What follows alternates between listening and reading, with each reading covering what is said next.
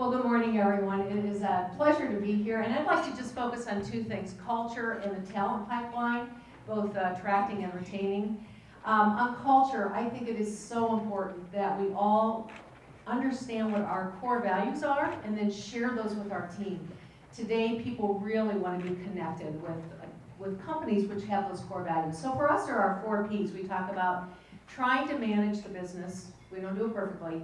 By principles, which for us are biblically based, and really valuing our people, making sure that our products are excellent, innovative, quality, and that through 70 years, we have really never had any long-term debt. So we've reinvested profits in order to be able to be financially sound.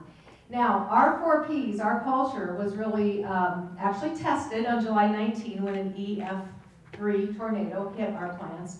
We were so blessed, no one was seriously injured or no fatalities. But it wiped out 400,000 square feet of manufacturing and engineering space and displaced 400 people. But right away we said we're going to come back 100%, we're going to recover better than ever, and we are going to get 100% of our people back. Our focus on that P of people was so important. And in 30 days we had 100% of people back. Not all the same jobs, sometimes in some temporary positions. We had 96% of our products up and running already 45 days, and at this point, a little almost 3 months, we're pretty much 100% back somewhere making products and taking care of our customers. So again, I think culture is such an important thing to understand in your organization and then to really dial into it.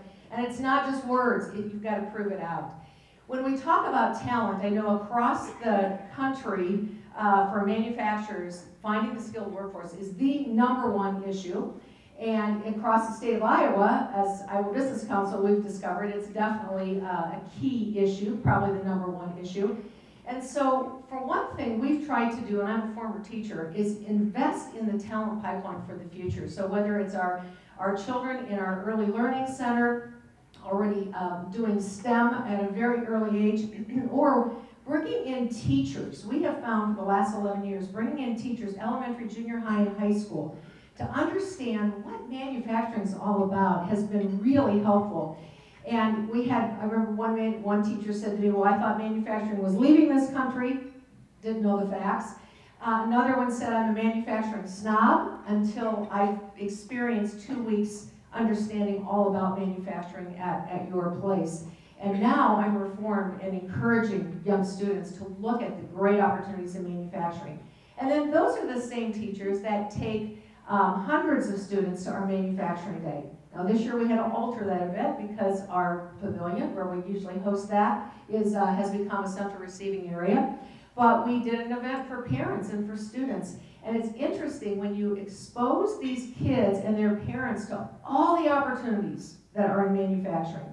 We went from 39% of kids saying, I want a career in manufacturing, to 70%. So it's understanding and getting these connections between young people and our different businesses, which is so important. Another practice for us, which I think has been very important in retaining but also retracting, is 15 years ago we set up a medical clinic on our campus, and 10 years ago a pharmacy. We also have 4 chaplains on our staff who just walk alongside people, and it's understanding that people come to you with a whole life and a lot of parts of their life, and so to be able to help from a physical standpoint, from a cost standpoint on pharmacy, and also to be able just to help with those hassles and those challenges that each of us face is very important.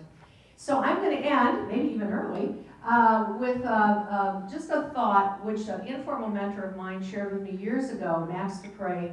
He said the first requirement of a leader is to make sure you define reality, and the last is to say thank you. And I'd also, at this point, like to say thank you for the business record for making sure that you support and encourage businesses around the state. So thank you.